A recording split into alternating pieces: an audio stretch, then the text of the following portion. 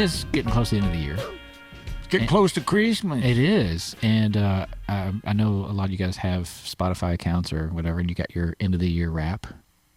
So we have one for the show. And I wanted to read off some metrics from that. It's kind of fun. Oh, no. Open. So, and as I think this is a kind of a also a thank you to all of our listeners. Because we do each and every it one does actually of show that all of them. We actually do have listeners, according to this document. We gained 8% of new listeners, so that's a percentage. I changed my setting to autoplay repeats. I'm cool. hoping that helped the metrics. We had our number one episode was with Carrie. No, she'll love that. The last with Lola, episode 13, was our number one. So I did text her. She goes, "Yay!" So nice. That was very fitting. We are. Let's see if I can find this number here. Our show was in the top 20% of videos on Spotify. So does that just say a lot of people don't watch videos on Spotify? Yes, exactly. That's what I was. It was like, yeah. What was that? What was that one? But I like the way you put it. Yeah. See, but it's a nice percentage. Though. It really is. Yeah, it looks good on our resume. Oh, you guys do a podcast, and then what's my quote? What do I say when they ask that? What was the stat? The top 20% of Actually, we just land the top 20% on Spotify videos. Video, yeah. We do have a podcast. In Berea. Our top countries. We're Top countries. I bet you we're just like David Hasselhoff, aren't we? No, well, it's Europe. We're big in Japan. It's mostly just friends that live in those countries. So the United States, the UK, Australia, and We just lost Australia because that son of a bitch moved on. so we're just down to 3. Our top countries are the only 3. Do we have anybody from Venezuela? No, we don't. I was just curious. Yet. Just curious. For 21 of our fans, we are in their top 10 show. Well, we have sent them a T-shirt. Yeah. Yeah. And for 10 fans, which evidently have at least 20, we're the number one show. So that's fun. That's awesome. Don't those people know there are other podcasts out there? Or they just think this is special. But besides our wives, who And are ourselves. Who are our only fans? There's there's a paywall for that one. Yeah, there is. But anyway, I just wanted to kind of throw those out there. I thought that was interesting that Spotify did that for us. And, again, thank you to anybody that's listening Or watching. That's nice. or watching. And I really, I appreciate our friendship and talking and having fun. And this has been great. Yeah, I love it. I look forward to it every time it gets on the calendar. Well, I look forward to it when it gets on the calendar, but like 2 days before, I'm like, fuck, do I really have time for this? You know what I'm saying? Well, I will say today was a great example. Several of us were juggling lots of balls, not our own. Jason was here trying to knock out some work. I just finished up a conference call, and it was like, oh, man, this just turns into be bad timing. But when I get in and I put the headphones on and take the seat, and it's like, good. Because I closed the laptop, I just landed from New Jersey last night. So it's like, there's so many things today. But yeah, you're exactly right. The second this thing dangles in front of my face. You're talking about the microphone. Wow. For those not watching on video. Man. Just to be clear. I've got some more AI cutaways to work on next week, apparently. Hey, put the headphones on. Yeah, I'm in the zone. So here we are. So you are the Michael Jordan of the podcast. I don't think so. No, we're in the zone, dude. We are. That's what I'm saying. I also have a gambling problem. Gambling problem? Yeah, it was just 2 weeks ago. But I did not gamble there. Well, speaking of gambling problems. Oh, that's not our next guest? Okay. Is that a segue you're working on? I'm trying to work on the segue stuff. I guess. Speaking of gambling, today in the studio we have a long shot winner. Yeah, I'm going to get right into it. I could talk for days about our next guest. We go way, way back. We only have an hour. He knows where the bodies are buried as well. He certainly, I don't know that he would help me dig the grave, but he would with our previous guest. He would bring lime. He'd bring lime, and he would be a lookout. for popo. That's like lime for the body. Yeah. Not like lime for break it Corona. He might do that too. Yeah, nice. He just brings one line. Is this enough to hide the bodies? So this guy is a dear old friend, but to give him the proper intro, he has worked in the film video industry for over 30 years, showing his age. He's a writer, director, and editor. Shoots his own films, shorts, features, and docs. Lots of media formats. I think a commitment from Sony Vio started his company, Kinetoscope, who he founded. Kinetoscope focusing on video animation content for newly emerging internet and CD-ROM kiosk, etc. So talk about dating. Yeah. 26 years later, Kinetoscope is still alive. Some of the work includes, clients include Amex, Sesame Street, Skittles, Domino's, Skittles, I love that. We got a story for that. God. Nike and Apple, to name a few. I met this gentleman while I was at the University of Kentucky, and we shared a few stages together. He finished up his undergrad, and then I'll let him finish the story. But, ladies and gentlemen, please welcome the one, the only, Greg Slagle. Hello. Hey now. I want to meet this guy. Is he? Yeah. This guy, let me tell you more about this guy. Sounds pretty good. So, quick background, Greg and I first met at UK. Do you remember when? I Charlie Oates class, or did you not have Charlie Oates class? didn't have Charlie, I had Bruce. Yeah, okay. But I think it was a Russell Henderson voice. Wasn't it? Or dialect? Oh, yes. When I was teaching you guys how to do Italian? Yeah. Yes, it's delicioso. I could do 3 accents in one word. This was... Remind me, what was your undergrad? Was it psychology? Yeah. Okay. And then was it an alternate class that you had to have as an elective that pulled you into theater? What got you in the fine arts building? I grew up in Northern Kentucky, went to Scott High School, kind of hung around the same old guys. Everyone, basically, I think, from what I remember, is like, so where are you guys going to college? Oh, I think we're going to UK. Oh, okay, I guess I'll go to UK then?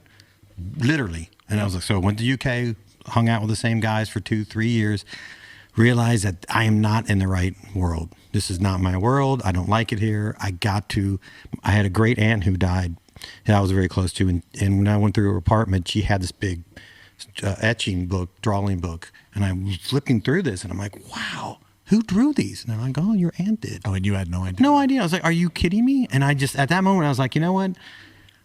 I'm not, and her sister, whatever, said, oh yeah, she loved to draw, but she gave it up because whatever. Right. So I said, you know, I'm not going to do that. I left him. I'm going to go take a theater class and see if something can grab me. And I took Charlie Oates, where I met Jeff Murphy, Brent Hankins, which I'm still friends with all these guys. Yeah. And that's where it started. I mean, I was a total fish out of water. I remember Shelley Scott, Billy Breed, all these superstars. Yeah. That were doing all the shows. And I was like, man, but I felt like I was at home. Like we all became such good friends. Yeah. Todd Lacey, I took a class from Todd, if you can imagine that. You took a class from Todd? Yeah, from Todd. He was Todd. Yes. Oh, really? Yeah. He was wow. Theater 101, I think it was. Yeah. And so he was working on his master's and was teaching. So I started to do theater, and then I was like, well, I'll finish my degree in psychology, but I'll stick around for a year, I think a year and a half, because I did House of Correction. Mm-hmm. And of course, Men Without Dates, which is, people still talk about that. To this day. Yeah. Mm-hmm. In a good way? What was in a good way? Not yet. Was our first stage we shared Midsummer? Yeah, I guess so. Because I know we also had American Clock. I wasn't in American Clock. I thought you were. No, sir. Not even Man on the Street Walks By? I stood up during the show to use a urinal. That's what it was. But I did get an applause. The way you did it, I got some laughs. You did. That's it. No, with the other Miller play that we did, Collier had to jump in front of the subway. What was that called? American Clock. About the Depression? That's it? Yeah. Yeah. So I was right. I thought you said American Rock. So you did the same thing, except from the audience, you were on stage. Thank you. Stood up, left. Again, got a great line, great response. Yeah, that was a fun play. Yeah, that was a good ensemble. That's how we met. Mm-hmm. ironically, kind of planned, but the fact that our previous guest was Mr. Lacey, this all ties into that same crew, because fast forward, when you finished your time in Lexington, was around the same time I did. I went East Coast, New York. You first went L.A. Well, that whole group kind of went to New York. Sherzan, you, Todd, Brett Hankins. Lacey did D.C. first, but that's right. Yeah. And I went to L.A. thinking that would be where I want to be, but I mean, I was there for a year. It was crazy. It was hard. I had no money. What year was this? I was going to say 90. Frame it up because it was also. So it was right after the riots. Yeah. Yeah, right after Rodney. Which was the only reason I chose East instead of, because I had never been to either and was like, I don't care. I'm young and stupid. I'm go one or the other. Oh, they look like they're angry out there. Let's go East. Yeah. Did you just say I haven't really changed? No, I did not say that. But it's one of those things that you're in that situation. You're totally apart from family and friends. I knew one person there, and my roommate was a guy named Andy. Anyway, I got a roommate through this theater class that I was taking because somebody recommended it. He was this kind of nerdy kid who wanted to be an actor, and he would sit in his room and go, "That's great." And I was like, "What are you doing?" He's like, "I got an audition for a commercial." One line over and over. And I was like, "Okay, that's weird." And then his friend, a guy named Matt Walker, was kind of a successful working actor. He lived a couple doors down from us. I and him became really good friends. He was really funny. We just had a great time. And so I did get to see a lot. Didn't have any. He would pay for stuff. He'd go, "Oh, we're going to go to this producer's party." And we'd go and you'd see these weird celebrities, mostly kids of celebrities. Gary Busey's son was quite the interesting guy. Say no more. Chip on the old block. Matt, now Andy Milder, I still see him in movies. He did great. Yeah. And then Matt, I've never seen him work again. That's great. Yeah. Great. No, a little bit more. But it was a hard time. But when you look back on it, if I didn't have that experience of being at the bottom of the bottom and feel like I had nothing, I didn't have an education I could use, I didn't feel I had a talent I could exploit, if that really drove me to say, okay, you got to make a plan, you got to do something, and moving to New York was part of the plan. Because you guys were there, you're doing great. Yep. And I think it took me 6 months to realize this is I loved it. Yeah. The old New York was great. The New York sucks. Yeah. The old New York was amazing. Yeah, I was super thankful for the time that we were there. I still have the same apartment. Yes, he does. Still maintains. Currently, do not broadcast this, please. Currently subletting. Don't worry, nobody's listening. Yeah, my nephew stays there. I still have my office there. It's kind of this weird hotel. The Windermere. Back in the day, you could go up and get on his. Is the address. Really? Yes. Now they won't. They won't have an elevator. What's the address? 666. Oh wow. Now the New York City will not have 11th floor. It'll be either 10 to 12 or 11A. Yeah. No, they won't even have that. 12A. But they'll have 666. Okay. Yeah. Wow. Wait. Did I say no? 13. 13. Yep. See, that's why these guys are here. Math. Yeah. It was like 11. Oh, okay. That's an odd number, but I'll take it. Is that evil? Yeah, that must be evil. We do offline live verification during this. Oh, you do? Well, there's fact checking. I was thinking it was 13, sir. See you guys. Yeah, sorry about that. 13, 12A, and then 14. Yeah. Well, so talk real quick because I know there's a lot to cover, and I want to do a little bit of time jumping here and there. But aside from the grunt jobs you take when you first hit the city just to get some income going, what was the first thing that you can remember that allowed you to say, okay, now I'm getting in it? Even if it was dabbling, or putting your toe in the water. I got a job working at the Estee Lauder corporate headquarters, which I met a lot of girls. I don't know why I left, but it was great because I was going to film school. And you were at New School, right? I was at the new school, and they were very flexible and blah, blah, blah. And I remember we had this friend of ours, I don't even remember her name, Connie Angelatos, because she used to give me SNL tickets, and those were anyway. Primo. Yeah, I saw some great stuff back then. But she said, I got a friend who's an agent for creatives. And I was like, I don't, I'm not there yet. I don't want to go and work at some production company at the sweeping table. I want to go in with whatever. So anyway, I said, all right, I'll go. I met this guy. He goes, oh yeah, we got a spot for you at RGA. You know RGA. Who doesn't know RGA? Hey, by the way, what the fuck is RGA? Yeah. Oh, totally. I was like, yeah, okay. So I went. RJ was the only one of two production houses in New York at the time that did special effects for films, commercials. Nice. When I was there, they did the opening sequence for Seven. And that was just everybody. Oh, you see what? Everybody tried to replicate that. That's a game changer. Well, and then everybody and their mom wanted these cool opening titles. Yeah. That was just an interesting time. You know, the 90s in New York. Well, you had video, Yeah, which was still shit. Yep. And so people were still trying to figure out how to do stuff on film. New film stocks were coming out, like the Kodak. I think it was anyway. They shot Seven on that, and they were like, "Oh, it's too dark," and then, "Oh, this film stock can do it." Supposed to be, yeah. But you could still see stuff. Yeah. Right? So it was really cool. So when I got there, it was overwhelming. I was only supposed to be there for 2 weeks. My boss, just as a temp thing. My boss was Robin Gray, who I didn't know. Her brother was Brad Gray, who I had no idea who that was. In fact, she said to me, this is a little bit later when we were working on the film. She ended up producing my first film. She goes, well, Brad's got a new series that's supposed to be really good. We should go check it out. I go, what is it? She goes, oh, it's a mafia thing in New Jersey. And I was like, oh, God, that's all we need is more mafia shit. It's The Sopranos. Anyway, shows you my career choices. But because I did make that one stupid, okay, I'll go see this guy. Yes. I got an RJ. Robin liked me. She said, we're going to keep you here. We're going to find work for you. I got to meet all the friends I still have today in the field that I've worked with for 30 years. Antoine Tongley. Yeah. I mean, it's... The lesson being, be ready to say yes. Well, you can make all the plans you want. Yeah. Right? Yeah. But you also have to be open to doing something, even if you never know what one thing's going to lead to the next. Yeah. To the next, and every time I plan something, it doesn't work out. But Now, during that time, was your specialty more post-production or production? nothing at the time. When I went to film school, it's still all analog for us. Yep. So we were on flatbeds. Yep. We were shooting 16. Yep. So when I went to, they had to have it. And I was like, what? I was like, what is this? And the guy was like, yeah, let me show you. And he's looping this shot. And I went, you can't learn how to edit by looping. Yeah. You got to watch the whole scene. You didn't have a choice. Yeah. So Same. yeah. So I was basically, a novice there, learning all these tools, and everybody was great. The guy would let me edit at night. Yeah, come in. See, that's I think that's time, the beauty of the community. I know. Yeah. I think that time, and I think we're all sort of the same age. It's just, it seems like maybe we peaked. Yeah.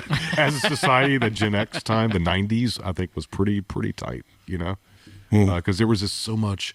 There was so much going on. We were making that transition, from chemical film to digital tape, to digital tape, And I remember when we first got our D2 machines, and I'd been editing 1 inch. The first time that we could pre-read to its own source and dissolve from its own source, it was game changing. Wow. But you know how it is.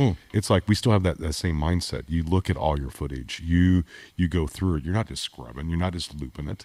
And I could always tell who is an old school editor and who's Absolutely. Because there's a rhythm there. Yeah, 100%. Even with cinematography, I think there's like when we were shooting this last piece, me and the DP were constantly working on composition. How is it going to go from here to here? Yeah. What's the composition here? And you don't see that much anymore, though I will say there is some really good photography work on some of these new projects. I've really been impressed with. I think we went through where it got really bad. Yeah. Because people were shooting 1,000 hours for no reason. I know. And then all of a sudden now there's more selective. It's coming back. Yeah, spend a little more time on getting stuff shot instead of the quality. Yep. Quantity over quality. Absolutely. Yeah, so now it's reversed. But yeah, so when I already did my first short film, which was a comedy, which Mr. Stone was in. Here's to the Losers. Remember that? Yeah, and it's funny because you were talking about the old edit situations and the workflow, and it reminded me while you were saying that, I have very vivid memory of you figuring out how to muffle the sound of the film rolling in that camera so it wouldn't get picked up on audio. That, and I remember the big black bag you would have. I was the only one that you were swapping out. Well, I was the only one in film school who could do that. Yes. And they're like, can you change the mag for me? Can you change? I was like, all right. But I remember, you'd have your hands in there. It was like, what are you doing? Yeah. What? It was an art. Who's in the bag? I want to see. Open it up. Yeah. Put the sun on it. And that's what you tell people. It's like, it's tails? It's his pet kitten. I remember you getting lots of tails, or I don't know if short Ends is how I shot the feature. We shot on 35 millimeter. Which I thought that's just a great memory of that's just what you do when you got to get something done and you don't have budget. You're just grabbing these little scraps. And that's the thing too. That's what they told filmmakers at the time was just buy a roll of film. Because at the time, roll of film was super expensive. If you want to make a film, buy a roll of film, put it in your fridge. Okay, I mean it'll stay, but only for a year, and then you're just sitting there every day when you open that fridge. You're like, I've got this. I really got to get that idea going. I've got this $1,600 roll of film, and I got nothing. I know. Well, but we would do the same thing here. Big commercial shoots. We would have in-roll. And then we would do the same thing. We would go out and shoot little funny videos because you had the extra film. Absolutely, but nobody else had that attitude, or nobody else had that. How should I say that opportunity? So that allowed for us to really try to experiment, have some fun, and like I said, that was. You still have that? You still have your stuff? We still have our 35 somewhere. Yeah, I still have a box full of film. Dude, yeah, Chris is like, what are you going to use this for? Well, I'm going to do this podcast, and I'm going to bring back this whole thing, and they're going to want to see it, right? Paywall, dude. I'm going to tell you. You know what? We should totally be the Christopher Nolan of podcasts, and we just shoot everything in film. I say you get Super 8 millimeter. IMAX. You get 16. You get Super 8 here. Yeah. Just hear that IMAX over in the corner. Yeah. Yeah, exactly. Well, so let me ask you this. So what do you think now, with the hindsight of more age and a little more wisdom? What do you think was the hook for you? Is it the storytelling? Is it just the craft itself of taking something from vision to? It's the storytelling. Yeah. I hate directing. It's a pain in the ass. I hate dealing with personalities. This person. I mean, the House of Corrections, which was the first 35 millimeter, the only 35 millimeter I did. We typecast. The psychopath was a psycho. The pompous reporter was a pompous person, and it became a shit show. And I'm like, that's just managing the personalities. No, people would throw a fit, and we'd have to do this, and blah blah blah. And so, even shooting this latest thing, the stress of worrying about, because you're doing 6 jobs at the same time. I got to watch for continuity. I got to watch for the DP, the composition. I got to watch the acting. I got to watch the background, because we had a lot of extras in this one. And I'm like, I'm sitting there directing extras for 20 minutes. Yeah. No, you can't. No. And I got to quit looking at the camera. I got to watch them because they're good.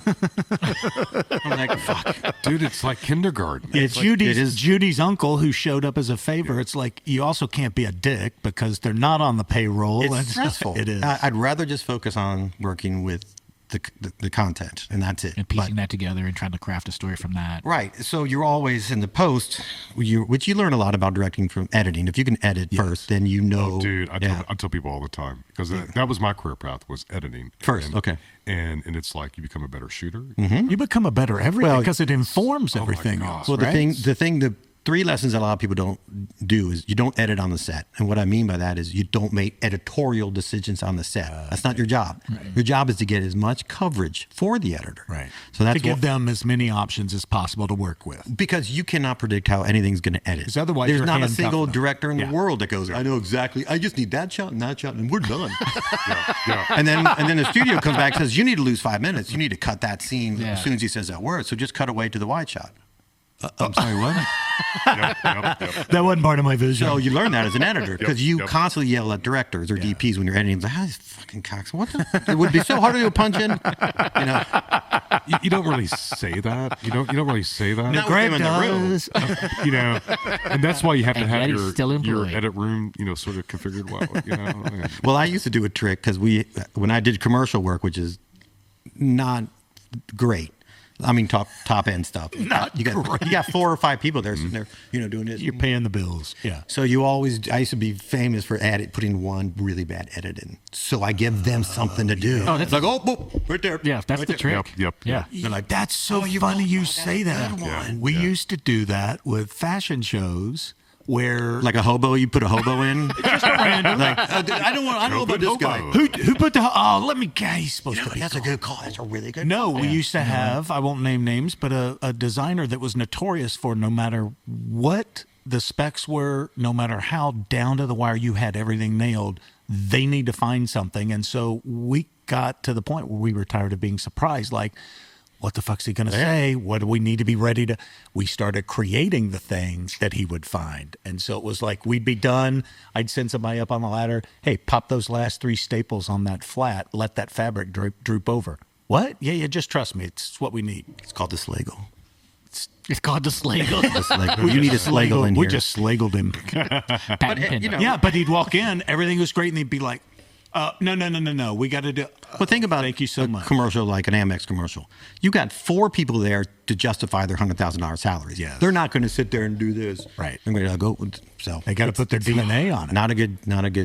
Didn't want to go in that direction. I remember in the 90s being in the digital beta suite with probably 15 Ebonite executives while I'm editing a bowling ball spot. A bowling ball spot? Yeah. And you're talking about... It's round, got 3 holes. It's like... What's there to debate? Yeah. It's like, wow. Live Round's action? got 3 holes. Next. Yeah. What's there to debate? And I'm just going to tell you, and you're right, and I would, it's one of those to where, you tell your wife, it's like, hey, I'll be home in about an hour, and and it's like, okay, I'll be home in 2 hours, and it gets to the point. I'm never coming home. Yeah, Every day. Like, Every day. Yeah. And I own a bowling alley now. But you knew the more people that would come in, and I get it. It's like, hey, if you guys are at that time, I think our rate was like $325 back in the old days. That's 400, Yeah. when you had the big machines, and it's like, yeah, man, make as many changes as you want. It doesn't really bother me. I mean, I get paid, yeah. But you knew what you were in for. It's hard to believe that they can accomplish anything worthwhile with that much. It's like rule by committee. Yeah. It's just not, you can't do it You that always way. get a shit product when you have that many people. And I around the love, table. and you talk about Slagle in it. We got somebody here that will rehearse it, and he's funny too. And I know, we all hate that first response. Is that the best shot? No, I purposely chose the shitty one. Do we want to go another direction? And so I know Steve he's either done this, or I know he's thought of it, because I just want to, like, next time I do a commercial, I'm just going to have one with all the worst shots in first. And that way you can answer affirmative. I'll be like, this is if you want to see all the worst shots. But yeah, it's like, Is that your Then it best went shot? from, because but I understand now the older I get. Because Well, now here's the new problem that so I used to do some, like once a semester, a little lecture at the School for Visual Arts, which is really good film school now. And I would go in and there'd be 20 people there. Maybe 5 were editors, maybe 5 were directors or something. And they would ask the question, and I would always get the question about continuity. And they're like, well, because I would always fight with directors. I go, I give you the best take. And they're like, yeah, but the guy in the background, he doesn't match up with the wide shot. I go, if anybody's watching the guy in the background, your spot sucks. He's like, well, exactly. they think it makes them look like bad directors. And who was this in your class? Was this a student in your class that you were No, teaching? but that was the directors I had to deal with. And then when I went into class, gotcha. we talked about continuity. So Gotcha. they would always go, oh, it makes us look bad if the continuity's bad. It means I'm a bad director. I go, yes and no. If a continuity shot takes you out of a scene, you can't use it regardless. Right. But if a continuity is in the background, it's not the main focus. Your eyes should be here. And they would argue, and then I would trick them. I'd show them a clip. I'd say, okay, I want you guys to watch something. I said it was about directing or something, or about maybe composition. And I show them this famous shot from The Untouchables, and we'd watch the scene. I go, okay, who has any questions? They go, I like the composition. I said, did anybody notice a continuity mistake? Yeah. No one said it. And it's a shot where a wide shot, he has it buttoned up, close up, wide, and it's just playing on your faces as soon as you see it. Yeah. No one picks it up. Yep. So it's my example of It's a great case study. And also the Untouchables, and when they go through the window, you see the Steadicam, the full reflection in the window when they're going through that window. totally took me out of the scene. I left the scene. But one of those guys probably saw that collar. No, the 70s movies are great for continuity because they don't care about it. I know. Well, so is And a commercial editor, as well as I do, whenever you would like cut a 60, you'd have to pull a 30, a 15, a 10. Sure. So the base storyline would be the same, but sometimes you'd have to make like creative decisions because the continuity wouldn't be exactly the same, but you still had to get the story across. Right. And, sometimes that's an art. And so tell me real quick, Especially because if this it's shot that way with that in mind. Exactly. Which sometimes they don't. Exactly. So this just came to mind. I'm catching this more and more over the last 10 years than I ever remember, unless I just never noticed it before. And I don't know if it was around the same time high def and 4K and all the superior formats started, but I constantly see a cutaway shot where the person speaking, let's say it's two people having a conversation, cutaway to over the shoulder of person B, and their mouth is not matching. Right. I hate it. Happens all the time. But why is that? Because somebody didn't take the time. Somebody's cut out a line. Yeah. It's a line cut. I have it. It I have it in our drives shoot. me nuts. So I have it in our shoot where I remember seeing that. a friend of mine said, "Well, that doesn't match up." And I said, "Well, first I'm not done editing, but now what I do is I do a split screen." And you got a bunch of dick friends. You know that? You got a bunch of dick friends. But I invited him to be on a show that nobody listens to. I was following that up for you. I was following. And it was too easy. The audience got it. That drives me nuts. Well, again, the first time you see something, you're not going to notice that. Right. You're just not. Now you watch it 3 or 4 times. I think that's the thing, though. You're in the business, so you're kind of more savvy than most people. So I think you're already Thank you, Jason. aware of those kinds of tricks. Or you're watching. You're watching for it because Yeah. it's in your head. Yeah. Like, I want to see if the reverse angle of the mouth matches. I saw it. Oh, God. I'm calling somebody. That's why you're annoying to watch a movie with your wife. Right. Oh God. Oh, you should see me watching Only Murderers in the Building with Trish. You won't watch it with me anymore. I'm like, that scene is not. It's where, the neighborhood not where in I live. New York. I live 3 blocks from there. I'm like, that's not in that neighborhood. That's in the Lower East Side. She says, who gives a fuck? Yeah. Well, some of us artists do. Yeah. She rewinds, hits play. Oh, I Paul's And then face. walks out of the room to go watch in the bedroom alone. Anyway. Well, so one of the things I did want to touch on, because I think something that I've known about you for years is, in addition to enjoying the work you do, you get pulled into social issues. What comes to mind is the one where you spent all of this time with a Holocaust survivor. Talk through that a little bit. You've had several throughout the years. I remember back in the day there was somebody you had connected with. It was a part telling the story of Trail of Tears. Oh, yeah, Dennis Banks. Yeah, That's right. Yeah. I remember that phase you went through. That was great, I remember you went through this phase. Talk a little bit about the time in that chapter of your life where you were working around content surrounding the survivor, the Holocaust survivor. Well, so the building I live in, which I also made a film about, the Windermere, because it was this old building that was the tallest in the Upper West Side. It has the lobby is almost the blueprint it's huge, and when you walked in for the first time in '92, it's empty. There's a guy sitting behind the desk, doing this, and you're like, ooh, no furniture. Yeah. And you knew this was something that had a restaurant at one point. It felt like you're walking into a ghost scenario of wow, I Barton feel all Fink. the things that used to be here. It's like Barton Fink film, walking in that lobby. And it was very famous because it was one of the first places that Orthodox Jews could get married, because they had the kitchen that had separate for the dairy and the meat. Making it kosher. Yeah, so if you look at the times in history, it's all Jewish weddings. And one day I'm going up the elevator, and this old guy, at the time he's probably 70, I go, "What floor are you in, buddy?" And he's like, 11. I went, "Oh, 11. Yeah, that's where I live. You visiting somebody?" "No, I live there." "Really? How long you been there?" 10 years.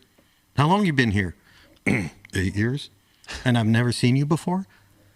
And this is David you're talking about? And I saw his tattoo. Oh. And I was like, because I knew that there was a lot of Jewish survivors in this neighborhood and a few in the building. So we started a friendship. Took him maybe 3 years of interviews before he actually trusted me and started telling me real stories. So he went in when he was 14, and he has photographic memory.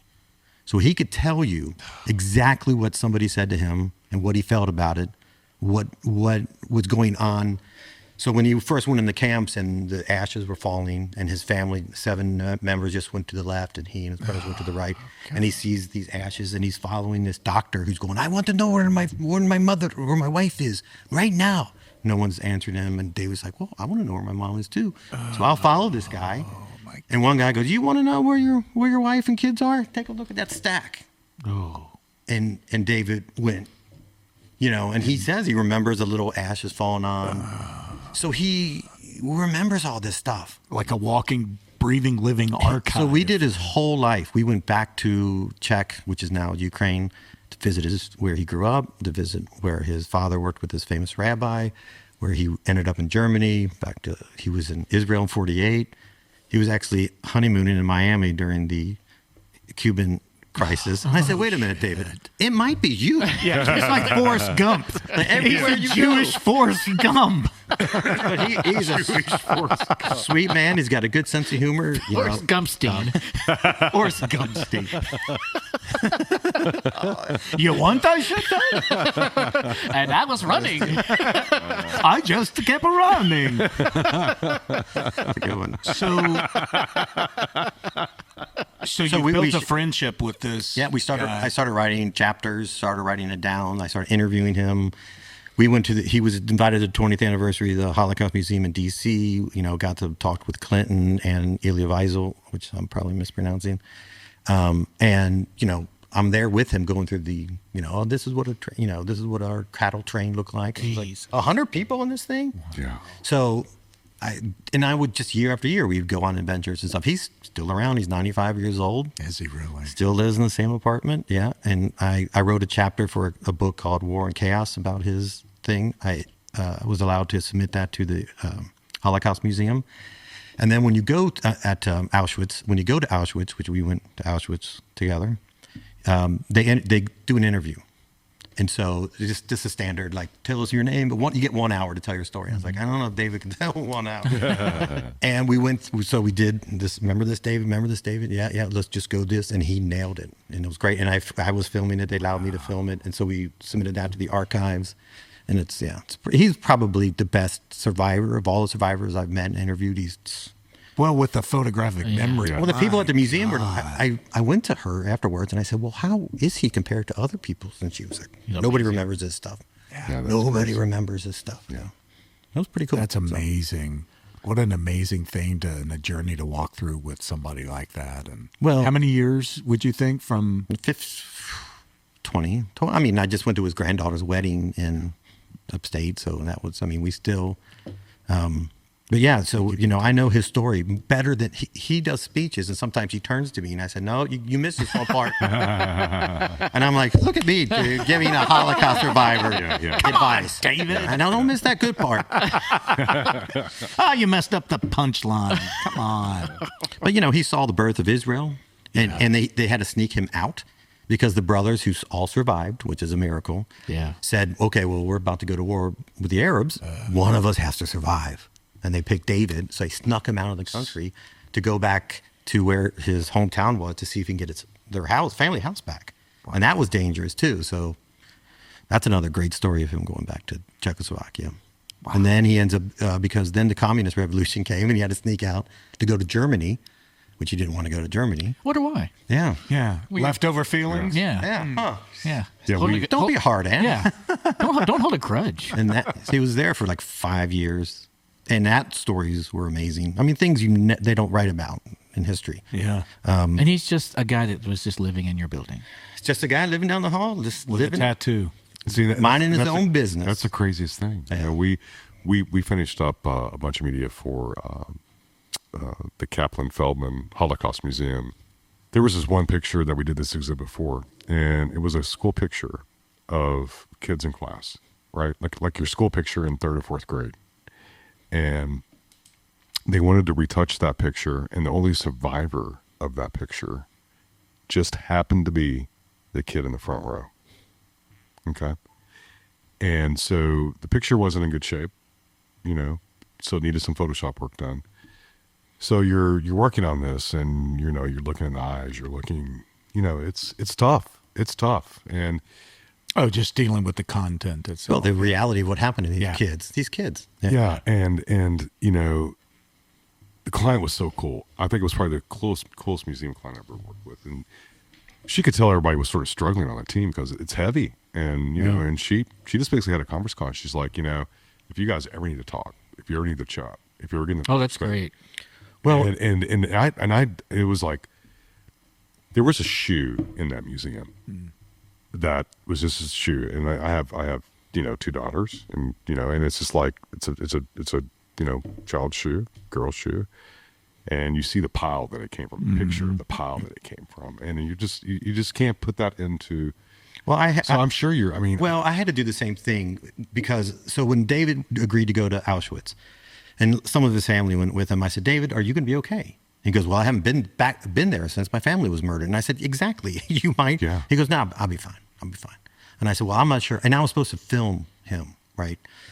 So I was in Krakow, and I was like, you know what? And I was with a buddy of mine. I said, I think I should go to Auschwitz by myself before, just to go through that. To prepare yourself. Because you literally stop in your tracks. Yeah. It's not. You were concerned of being distracted and not being able too emotional. Yeah. So I went through it by myself, and it was very emotional. And I was like, okay, so David's right call to make, though. Wrong.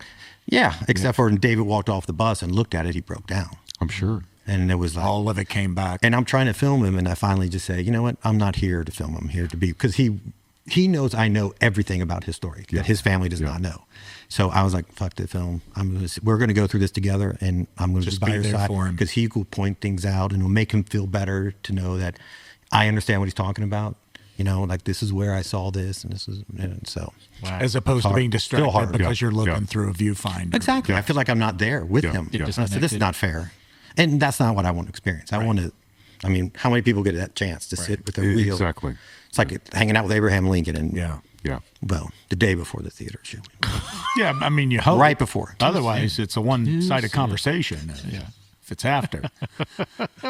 Well, let me interject real quick. But what a fantastic lesson to learn, though, of being open to having a conversation with somebody, because this whole thing was spawned from you just talking to a guy in the elevator. Which, we all have interactions with people, and they just come and go out of your lives. But here was a moment that could have been a nothing moment. But you were open enough to talk to this guy, and you see this tattoo, and it becomes this whole thing that spans a number of years. That's a great lesson to just anybody. Like, hey, be open to every moment and every opportunity that comes your way. Just be present. Yeah, be present. I think because you know what that story is today is you never meet him because you're looking at your phone in the elevator. Exactly. The thing that I enjoy from this is there's so many opportunities now for people to tell their stories, to document their stories, and to archive their stories. And for you doing that, just for anybody that really wants to research and to hear, to have that available now is just amazing. Easier than ever. Yeah. And going back to what your point you're making. It needs to be heard in this day and age. Yeah. The funny is I remember, and I don't know the context of this, but I remember seeing it somewhere, maybe have been a film lab or something, where it's this history of visuals, right? So somebody said, well, when photography was invented, we get to record what's going on in the world now. You can't say it didn't happen. Here's a picture of it. Well, that didn't really work. And then film came out. Oh, we can go and sit and film something. And you can't say that didn't happen. That didn't work. Then video was supposed to be this big revolutionary thing. It's cheap, it's fast, we don't need to process it. Anybody. And now everybody's going to record the atrocities that are happening around the world. We're going to stop it all. And it didn't happen. And then the phones, it didn't happen. So there is something to be said against that, meaning that archiving it is one thing, but moving people to action is another. Yeah. It's too easy not to do that, right? I do agree. Because it's passive. This is viewing is a passive thing. Yes. And you can. What do you do to tug? And you can brush it off pretty quickly because there's always another thing to look at or to view or to listen to. So it's easy. And it's even easier with this because it's just quite literally a swipe up to the next thing. And you've already forgotten about it. You got another dopamine hit for the next thing. So, yeah. Well, no matter what, and I'm not talking of the current days or whatever, it's just an obvious fact. History doesn't repeat, but it does rhyme, right? And I'd almost argue that it repeats. Exactly. Because we're the same people. I'm being good. Yeah. So, he told me to stay off politics. I'm being good. But, it's haunting, and when I go back to just saying kudos to you for getting that oral history, because we were listening from some in St. Louis that you would never hear in the Holocaust Museum in D.C. or anywhere. But when you hear the stories of like this person talking about their uncle saying, Hitler, he's not that bad. He'll be fine. We'll be fine. And when you're like, fuck, man, they were having that debate. Well, here's the thing is like when this guy told me the story and I said, I want to write about this guy because his whole life, not just the Holocaust, because I think I was like, I don't know enough about World War II. I don't know enough about Judaism. I don't know enough about Orthodox Judaism. So I started studying. That took years and years and years. And because I was obsessed with, well, now I got to study in between the wars. Now I got to study World War I because it all's connected. Absolutely. So, because World War II started because World War I was never settled. You know what I'm saying? I mean, it's... Well, it's interesting, though, because one of the worst sequels ever, though. Yeah. It was Two? Yeah. At least it's over. Or is it? It's not. I don't like this franchise. It's terrible. But so I have struggled with what story to tell. So I'm done writing. I've been done writing. I've got enough for 3 books or whatever, a bunch of writing. I have one dilemma with my relationship with him that bothers me. What's that? Well, I probably couldn't explain it well enough. It's when I do try to explain it, it doesn't come out well. But there is just a contradiction of his teachings, his lessons maybe, and his relationship to us today that I have a problem with. So I don't want to write a Holocaust book. There's plenty of Holocaust books. Right. There's nothing that I can contribute. But there is stuff along his story that can, even into modern day, about how he doesn't see, let's say, propaganda that's right in front of our face. And I'm like, you can't talk about propaganda without recognizing it today. So it's hard to know. What story do I tell? I would like to tell that story. Yeah, it's hard to know propaganda when you're in it. You know, it's hard to know you're in a cult when you're in it. That's you true. know, I mean, it's well, you know, but it's I'm telling you, it's so interesting that you bring that, because it is a 1-to-1. Like it's a mirror. It's a total mirror of you. The only advantage I have, which I realized later in life, that I thought it was a disadvantage throughout my life, is I don't have a connection with anything. My family we weren't religious. We weren't part of this community. We were outsiders because both of my parents were from Michigan. We weren't part of the Southern culture at all. But that means you don't bring any baggage. Well, here's the thing. I don't have this bias towards something. Right. So when I would talk to David and his wife or David and his family, you're an open book. They're on this side because that's who we are. And I was like, well, let's look at it from a different point of view. I don't have an emotional connection to any religion, anything except for I love the truth. I love finding the truth, which whatever that means. It doesn't really mean which anything. Feels like the best religion, but that's well, I say this more and lately. being kind to other people. Yeah. My atheist friends are the most Christian people I know. Yeah, absolutely. And that is yeah, and they do it because it's the thing to do, not because of some carrot that's dangling over them with a promise. Well, or a parent saying you need to go to church, or you need to do this, or you need to have a family. I never had a family. Shouldn't be any kind of religious upbringing just to be kind, to be nice to people. You know, Sounds easy. I'm sitting here and I'm just like in awe.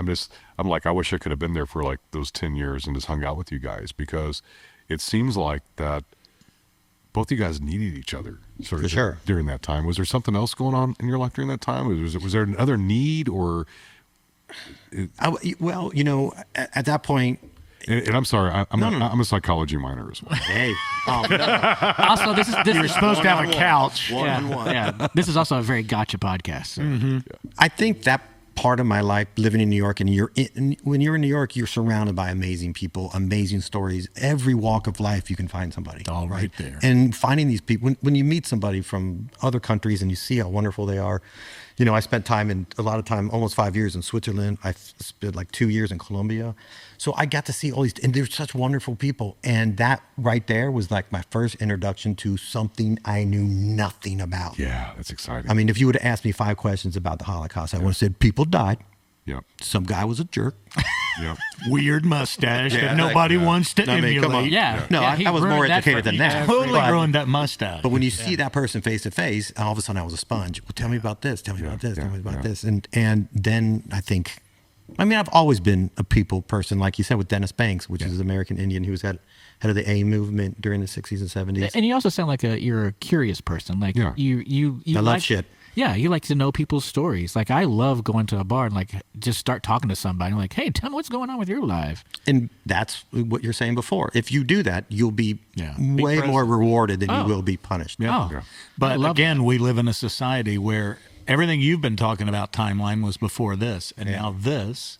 Imagine, I mean, literally in that elevator, 90% chance anybody riding in an elevator is staring at their phone. No, Oh, it's so weird. Like they will not just look. So as we all hold if you ever get really bored and because I was really looking forward just to chat with you because it seems like we sort of ran in the same technology circles and same sort of like anyway, 90s was a really interesting time. But if you just Google Panasonic, it's like Panasonic New York 1992 HD demo. Okay. And in 1992 it was either Panasonic or JVC. I forget which one it was. No, I'm serious. They had already had HD, but it was just so expensive. So it's all this stock footage of New York, like in 1992, 1993, people on the streets. The footage is beautiful, but nobody has a phone. And it's the strangest thing you've ever seen. It looks surreal. Footage that clean. Without high res. Without people having phones, and this is what I should have done, right? When I met David, it's like, oh, you're a Holocaust survivor. Okay, I'll talk to you later. I forget which one. Have you seen this meme? Yeah. So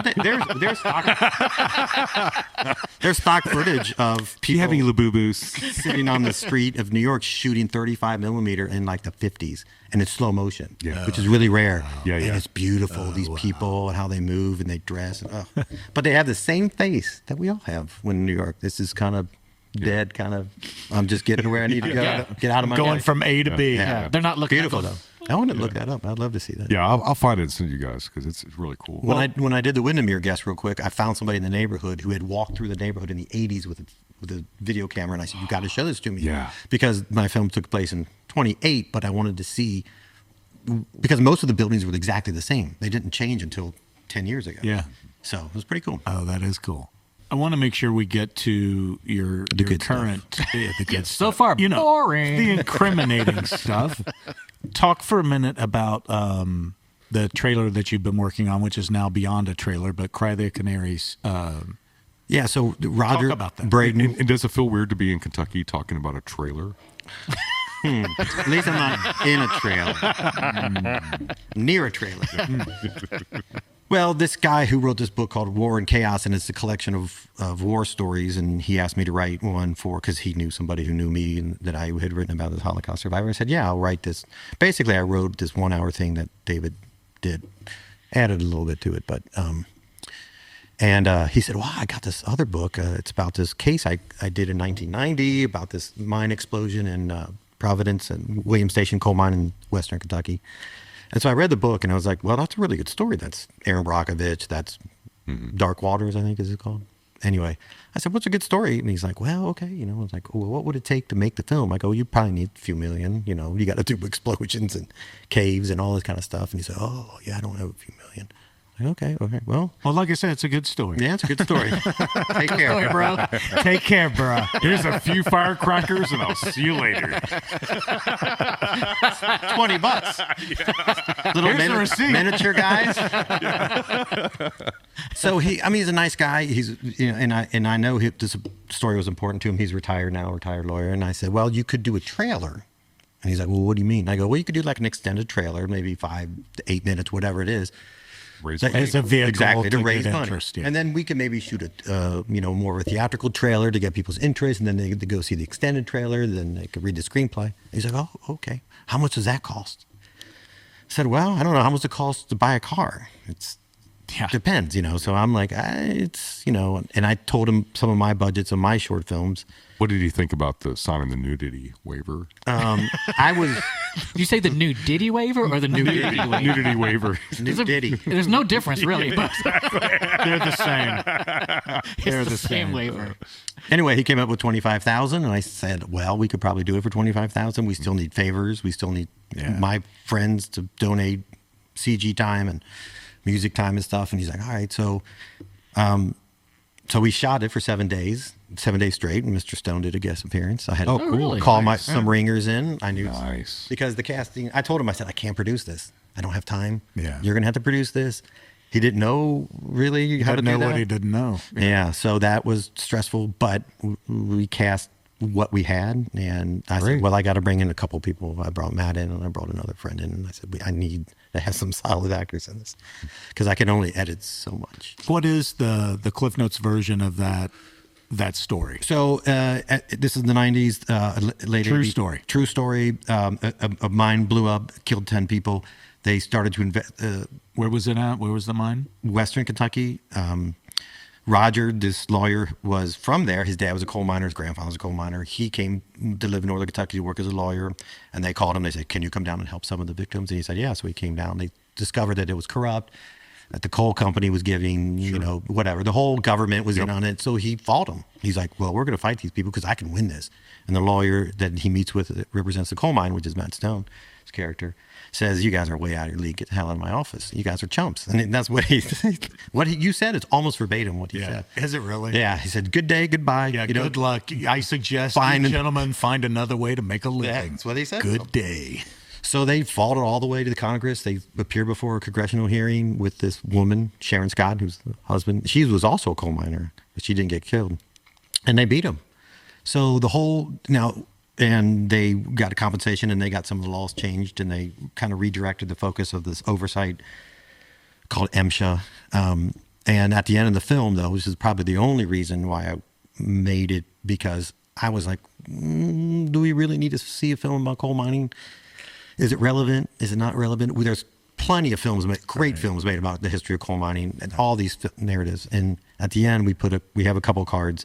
The last one is the current administration is now gutting all these regulations and safeties. Yeah, that affect. That's the gut punch, and that's at like the very end. I'll do it for that. Yeah, at the very end, when you see that, you realize, oh this, that. Oh, that's horrible. Oh, now it hits home. Yeah. And they know it's going to happen. Not only is it a gut punch, okay, it's what happened with the coal mines. What is continuing to happen with the coal mines is starting to happen in a cleaner technology called data centers. Yeah. That's why that's the new coal mine. Yep. So the last line of it says, it doesn't say coal mine. It says, these oversight and safety regulators are being gutted for every American worker. Yeah. Yep. So we kind of hold on every American worker. Yeah. I mean, it's ridiculous what's happening on right now. And then something. We all know something's going to happen, and they're going to point fingers at everybody but themselves. But it's going to happen. Yeah. You can't cut this much oversight and regulations and safety and just walk away and say, yeah. But anyway, so that's. It's a good trailer. It's not great. Is this something that people can see yet, or not yet? We still have a lot of CG work to do. Maybe in another month or so, we'll have a website and post it. Well, please, Zach, whenever you do, let us know. We'll put it on our website. I would. Oh, I'd be absolutely. Thank you. Yeah. So is Matthew your lead character? He's not. I mean, is he? But he's a cast character. He is in it, and the response. Let's just call him featured. Well, I've got some cutaway shots. Does he have an I've also featuring in the credits? Or is it introducing? Special appearance. You know what I get about your performance? I get, isn't that a friend of yours? Isn't that your friend, Matt? Or something like that? Who says that? Well, my mom has said it. My brother people said that I met? Yeah. Like, no, that's a quality Hollywood actor. I don't know this person.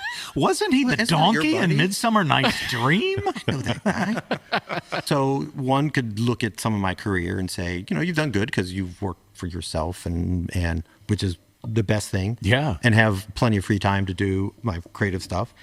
But the other thing is I had two big chances. One was the feature film House of Corrections, which was based on a play by Norman Locke, which I did.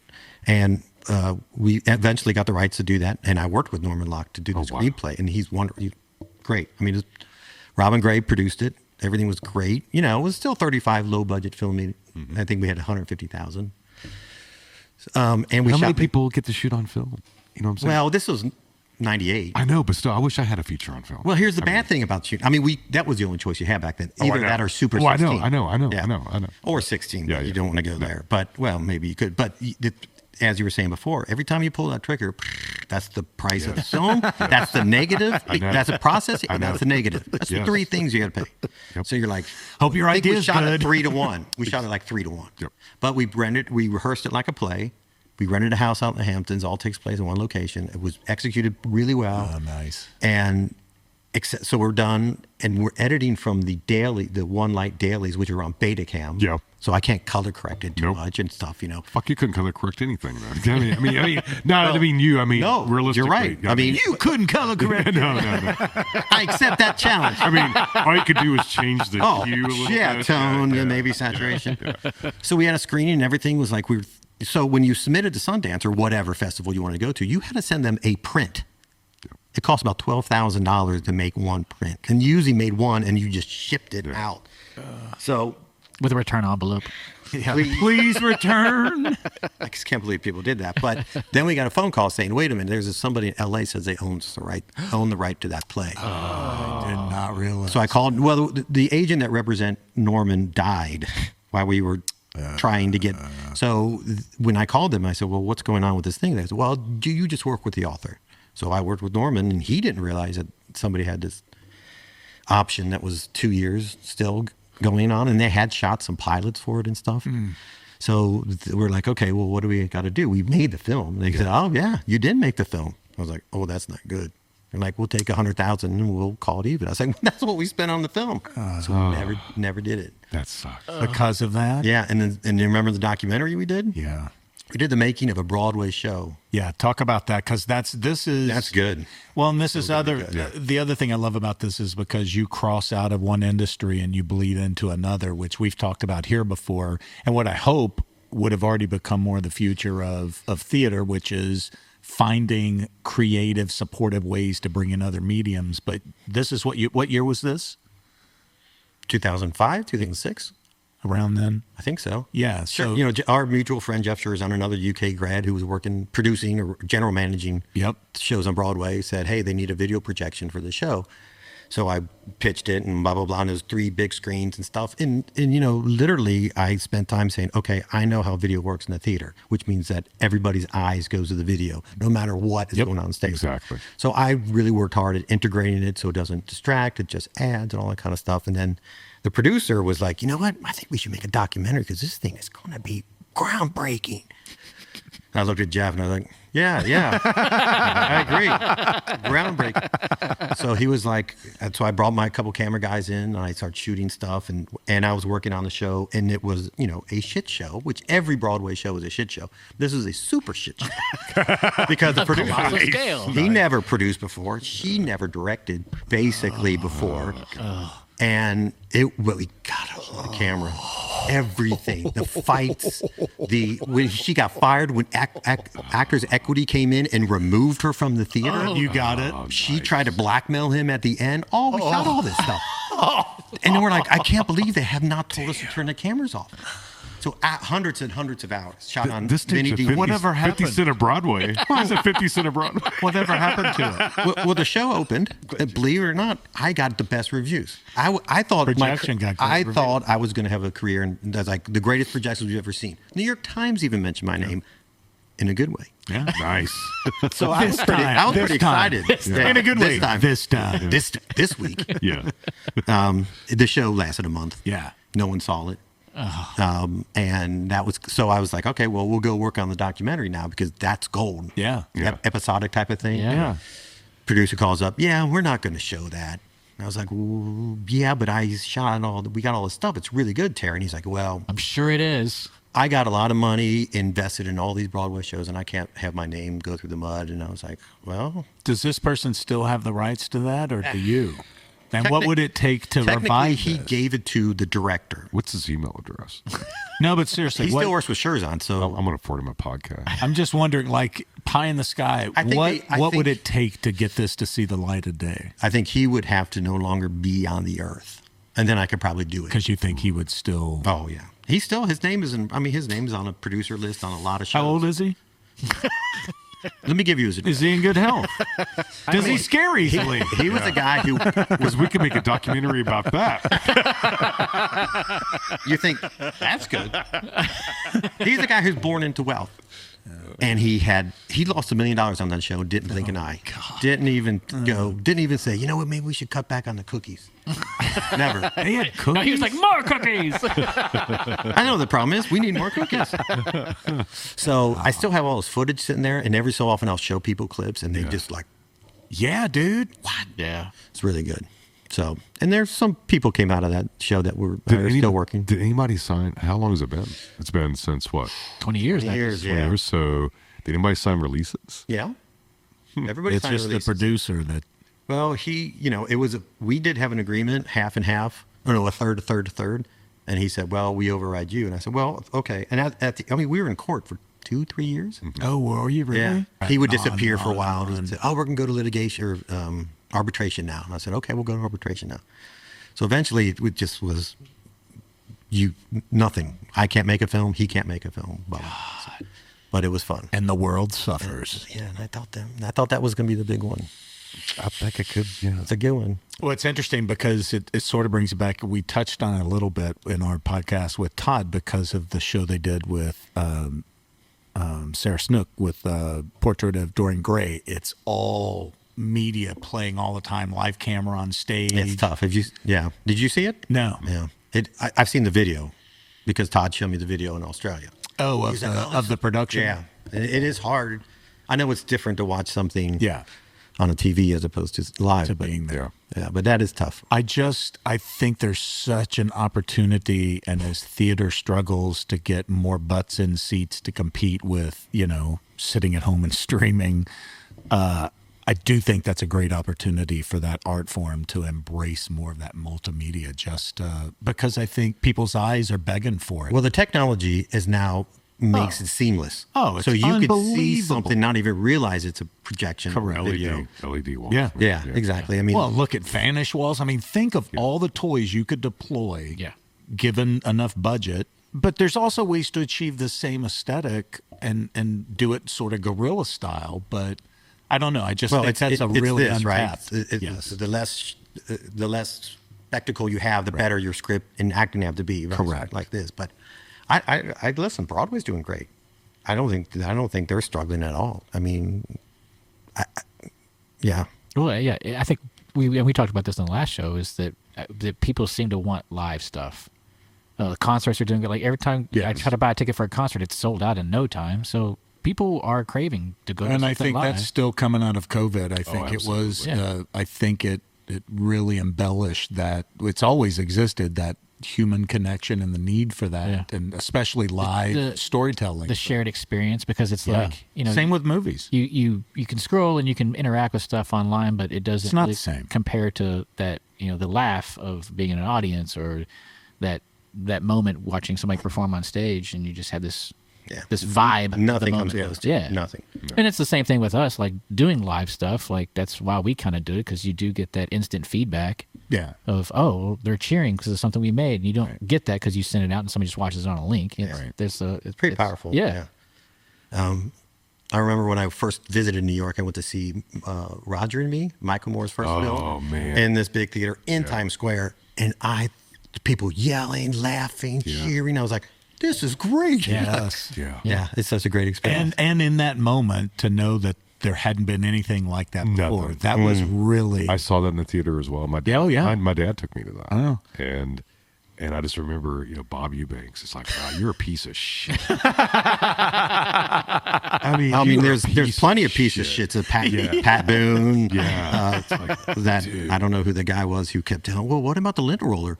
Really, Bob? Do you think lint roller is the answer to our economy here? Yeah. My favorite is, I think it was in Roger and Me, where the woman's out front, it has the rabbits, pet or meat. And when he's like, oh, and you just clean them here. She's like, yeah, I'm not supposed to be doing Well, he says, he's out in the front yard. He says, I'm here for rabbits. She goes, you want a pet or meat? Pet or meat. I'm sorry? Yeah. No, pet. Either way, I just need to know beforehand. Yeah, I'd like to meet your pet. I'd like to pet your meat. Oh, boy. How'd you know that's what I call her?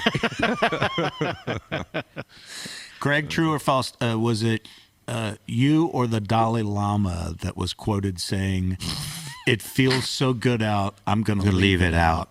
Well, you know the answer to that. The Dalai Lama tried to take that from me. Again, there's your accent. Yeah, that's my Italian accent. He's Italian, right? I got that from you. You two love each other. Are you looking at me? That's a spicy meatball. I don't think. Who's that, Gandhi? Yeah. You always know when Jason's doing Italian because it involves a spicy meatball. Otherwise, how do you know? I'm making a new commercial. Yeah, tonight. Dutch, don't you pull out the chef puppet? The hurly-durly. Yeah, I could never. I just had to clarify because I knew it was. I got that from you. I think it was one. I got that dude, from that you. That was you. I don't know. Really? So good out. I'm gonna leave it out, dude. Now you're right. It was my high school buddy who said that. Yeah. And I think I said it before in front of you, and you would laugh, and I'd be like, "That's Greg Slagle. That's that Slagle. was Another Slagle. Classic Slagle. It feels good out. Like, yeah, it does. Yeah, it feels so good. I think I'm gonna leave it out. What'd you just say? It's like today I was upstairs working in the office and there's a bathroom in there and nobody knew that I was in there working, and so everybody would just walk in to go to use the bathroom and they would get startled because he's just sitting there. And Jamie comes in and he goes, "I'm just going to use the bathroom," and then I hear the door lock and I hear this muffled, "He was right, that does look infected." I love playing that game. If you ever just want to see, if you want people to move out of the way when you're at the airport, just go to the urinal, start peeing, and just really, just like you're talking to yourself, say, "Man, that does look infected." People scatter.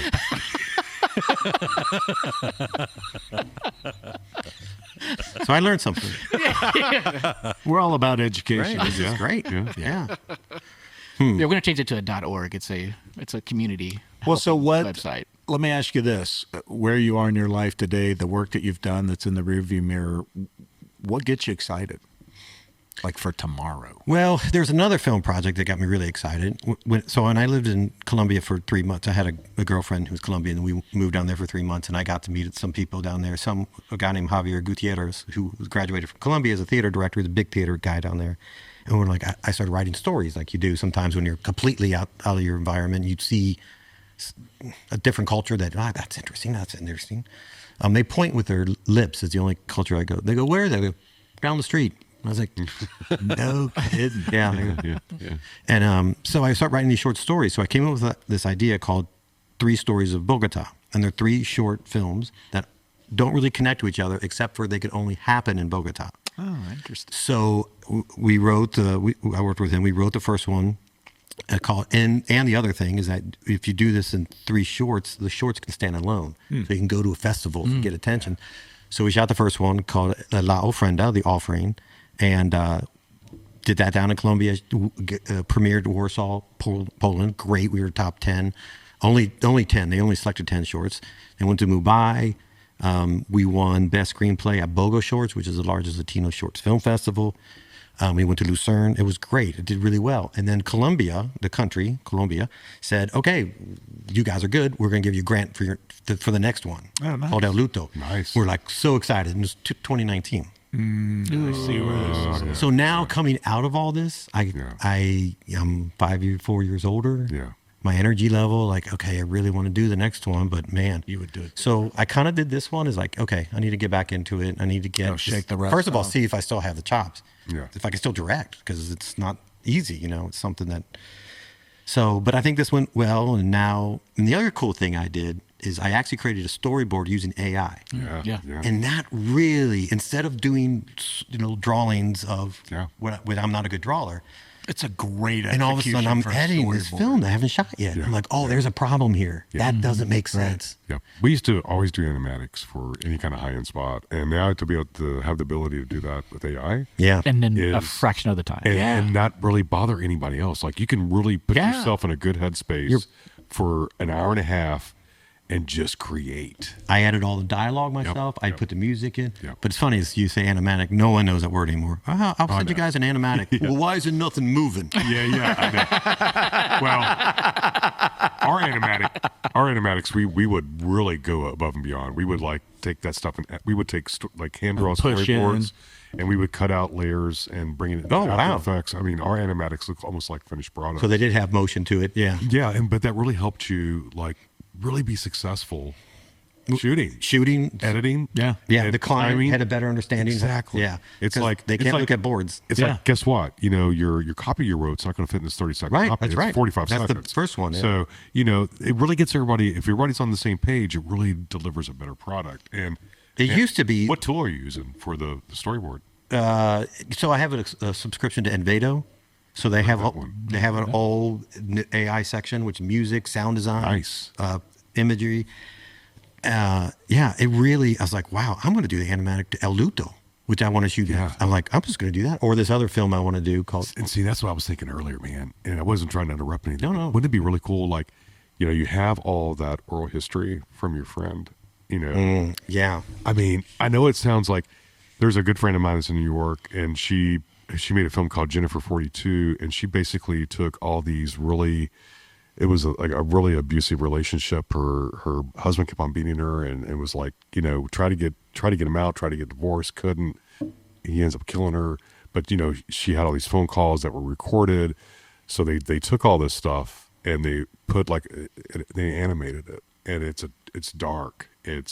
But it really gets brought it to life. But it really gets, and it's like you start thinking about other ways to tell stories visually, and I think that could be a really good opportunity. And I think so I did talk to an animator friend of mine years ago, that Swiss guy, and I said, because he was like, we could do a little simple animation. Well, nothing simple if it's that long. Yeah. With AI. Yeah, it really you get the right look, right?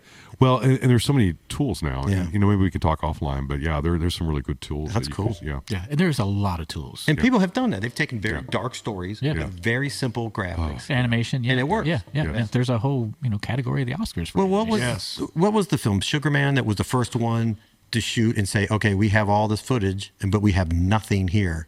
And they decided to do an animation type of stylistic type of thing, and people were like, "Whoa, that's brilliant!" Yeah, it's different. And now it's very popular. Yeah. And that's I think it's going to be so hard for people to. I think everything going forward is how much content do you have out? Well, one cool thing is that they don't want a 1 hour and a half film anymore. They want a 10-hour film. We could break it up into 10 episodes. Well, they either want a 10-hour film or they want a 30-minute film. It's really weird the way it's going, but the traditional is not there anymore. No. It's not. Yeah. I mean, I was trying to explain to this producer that our screenplay needs to be 120 pages. He's like, well, why?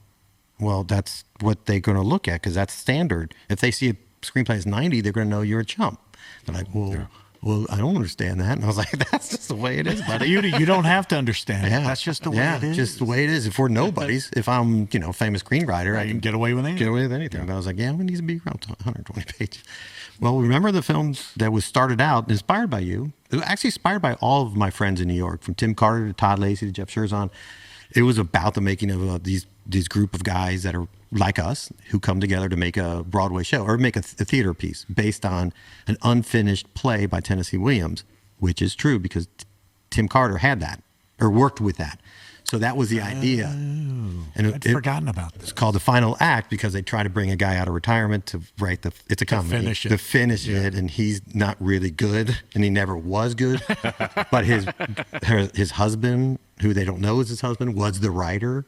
And it's just and he's the front man. Schurzon is one, character, and then there's the actors, and then and it goes all the way to Broadway. And they still don't have an ending. Anyway, but you're inspired to one of those characters. Here we go. It was first called Two Boobs and a Butt. That sounds more on character very, very high. Yeah, very. What kind of hat did he wear? Well, good times though. Great times. Great times. Great times. We used to go to Carmine's, and that was the big Italian restaurant that was family style because, hey, it's $30. We could split it 4 ways. Country rigatoni. Yeah. And the best Caesar salad in the city. Yeah. You and I went there. Oh, really? What'd you think of it? That was great. The big, tall cocktail. Oh, you don't do that anymore, but. Do they not? They let us shoot for the Windermere guests there for free. Oh, wow. Did they really? On the Upper West Side? Mm-hmm. Yeah. They're like, whenever you want to come in. I was like, what? He and I took him to the one there at 44th. Yeah, God, we were there for a Yum gig or something. Yeah, that was Mandarin. But I had it took me a while. Oh, God, yeah, that's been 10 years ago. At least 10 years. Yeah. I had to figure out, as a hillbilly in New York, is this really good Italian? Right. So years later, I was like, wait a minute. I like Carmine's a lot. And they're like, really? Yeah? Is that not good Italian? Well, Carmine's to Italian New Yorkers is like Buca di Beppo to an Italian in Louisville. You just don't go there. Don't go there. Yeah. I'm used to the people's culture who serve you the food. Be those people. Right. Yeah. endless breadsticks at Olive Garden. I was going to say, hey, they treat you like family. Get the fuck out of here. I don't like my own family. Why do I want to do 40 bucks. I know. You're an asshole. God, you guys are right. I like family. This is just like home. It's just like family. Who'd you vote for? Who'd you vote for? You sit down to Thanksgiving dinner. All right. Somebody will say blessing. Who'd you vote for? Just like we're home. done. Uncle Tony's. Well, Greg, I cannot thank you enough. Did I beat Carrie? Making yourself available for this harassment. Did you beat Carrie? To only time the numbers are still out. Yeah. Oh, okay. I'll wait. Well, I'll wait. we got to wrap too soon. I will. All say, here, buddy. Thank you, guys. Thank you. Thank you. I really appreciate it. I will say one thing that would really be appreciated is if you could provide us a link, and surely to God it still exists. The commercial you shot. It was, you used Hankins in it. It was the modeling. Was that Guess Jeans? It was Rick Bruner I used. Well, Hankins was in it too. He was. It's just his voice. He was the director. Yes, that's So right. this is a whole book in itself. When Kinetoscope had an office on 20th Street, which was the big photography street, which was cheap in 1990, whatever. Yeah. Now it's ridiculous. And then we had to leave there and go to another. We shared a space with these two French guys that were starting this French agency, and they were just, they were just so entertaining because they were ridiculous. And they would pitch commercials to us, like a client, and they go, well, we want to shoot this commercial, very sexy, the very sexy. So you're saying you want them sexy. Okay. Very sexy. And this is true story. He was pitching the idea to me and my partner, and then a couple guys from Trollbeck that I worked with that are designers and animators and directors. And he's like, yes. And she comes across the table and she looks up and she goes, Mavi. Right? And he goes, the international sign for pleasing a woman. Oh, is that what that is? And I just went.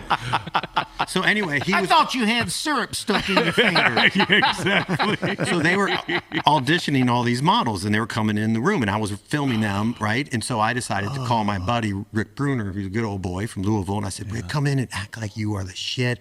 I want to see their looks on their face. So he walks in, and who are you? I'm the Bruner, and he just starts. And he was like, cock of the walk. And He's like, cock of the walk, baby. He kept looking at me like. So I turned that into a spot for Diesel jeans. Diesel, that's what it was. Just a little too sexy. Just a little too. Makes you feel a little too sexy. So can you, yes, would you of course. provide us a link? Because we'd love to. For you guys to see. We'll put that at the very end of the show. Like, just, great. There's that little button on the. That just randomly popped in my head, and I just had the memory of next. Thank you, next. What about? Yeah. Oh, that's from the Here's Diesel. to the Losers. Yeah. No. You saying when I'm auditioning for you. And I said, I'm going to do a scene from Joni Loves Chachi. Oh, right. I forgot. A monologue from Joni. I forgot all about that. Yes, Todd Lacey's office. I forgot. And he went, next. No, I was told if I went under the desk of the director, I'd get a part. And then it shows you standing there and I'm just sitting under their desk. You don't remember that? I'll send you that link too. Please do. I have no memory of that. That's the big first. Question. Just I don't know this. Here's to the Losers. Is that inspired yes, by Love it Jones? Is. It was initially called Cafe La Verdad. Yes. Because when they go in there, they lie, but their flashbacks tell the truth of their lives. But I was listening to Here's to the Losers because we just saw them in New York, and I just love them. I kept listening out loud. By the way, and I was back like, and listen. I'm stealing this title. And I actually wrote them and said, can I use this title? And they said, fuck off. The guy, Ben, the front guy, plays bongos. We had him on podcast. Did you tell them about us seeing them in New York? Yeah. Oh, yeah. And that guy doing Wetlands. this? Yeah, wetlands. There's a guy flipping them off, and we all were like, what is your problem? He goes, I just think they're a little too cocky. So you're the cocky police? He was like, somebody needs to put them in their place. Yeah. Just a little too cocky. They actually stopped. Remember, they stopped Yes. and said, well, what's the deal? We thought they were joking. Yes, I thought it was a bit. Yeah, that Great Wetland band. show. Yeah, that's great. We did a podcast with Ben. It's a good episode. Yeah. It's a fun one. Yeah, good episode. He's a good dude. Also in the industry, editor with a lot. You should listen to it because some of the things he's worked on, you'd be like, you would Yeah, sympathize. Go, absolutely. Very much. A lot of reality. Yeah. We know our own. Yeah, we know our own. Yeah. Well, I can't thank you enough, dude. You were everything I needed you to be, as you always are. You are enough, Greg Slagle. Yeah, and thanks for not slagling this episode. Yeah, appreciate you not slagling. I might slagle it. Thank you, guys. No, thank you, Greg. Thank you, buddy. All right, thanks.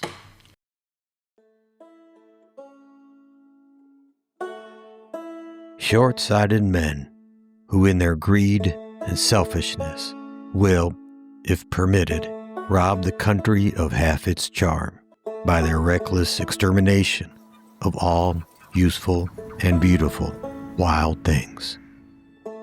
Theodore Roosevelt.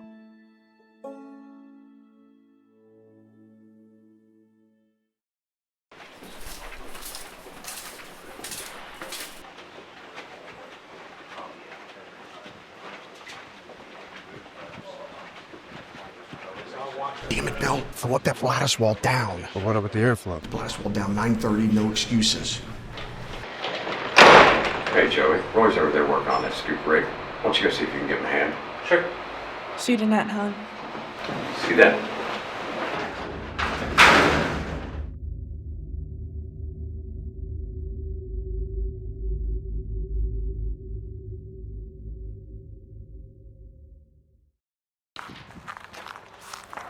Hey, Roy! I'm here to tell you what you're doing wrong. Yeah, that'll be the day. What are they doing down there? Get down!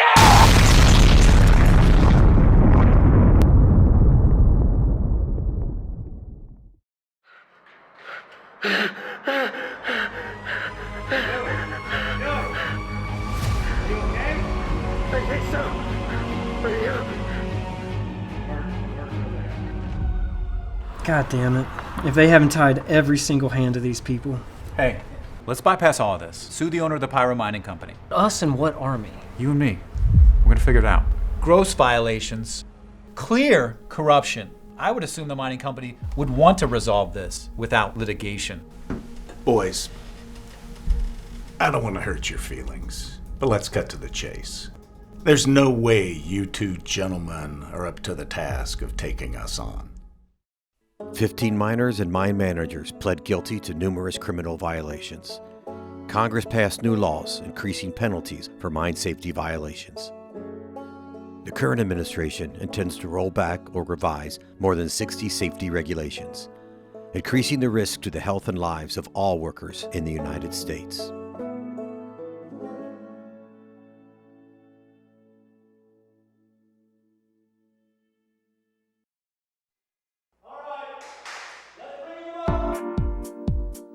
That's it. Look seductive.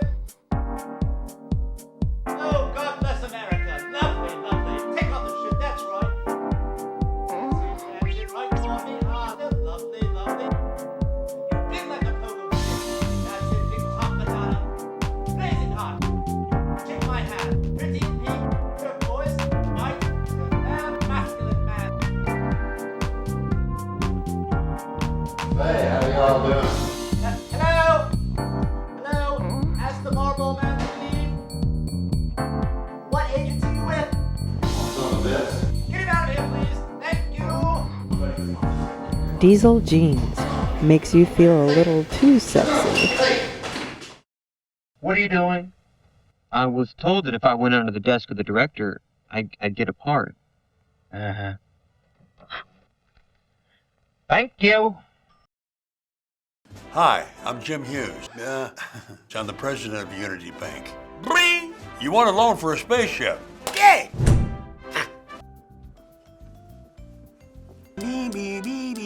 Come see me at the Unity Bank. You can't even imagine it. Gary, being president is not that simple. My job is to do what's best for the customer. Go! I'm out of here. Go!